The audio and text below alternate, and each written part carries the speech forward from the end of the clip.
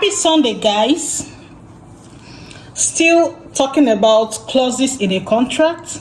Clauses are there to help us reduce, define our obligations under a contract. Can help you to mitigate your risks in a contract. It helps you know what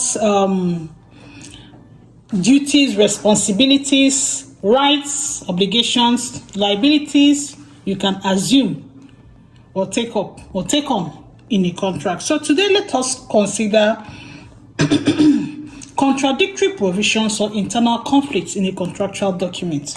You are in business, or maybe even in your ordinary everyday life. You have documents, you review documents, people send documents to you and all that, and you have to put your signature on those papers. So what are you supposed to do? Trying to find out situations where you don't take on the responsibility that is due another person. How to define your own scope for yourself, even though you're expected to put your signature in such a document. And what happens when there are contradictory provisions or internal conflicts within that document? Yes, there are times when you look at a document, it's not consistent.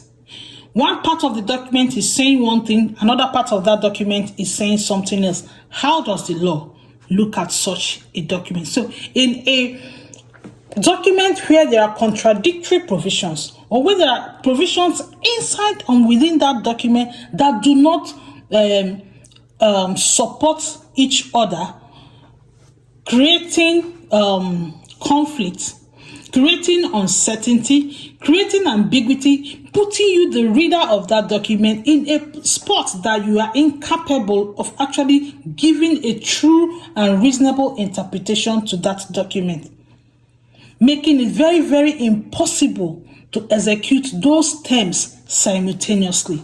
What are you going to do?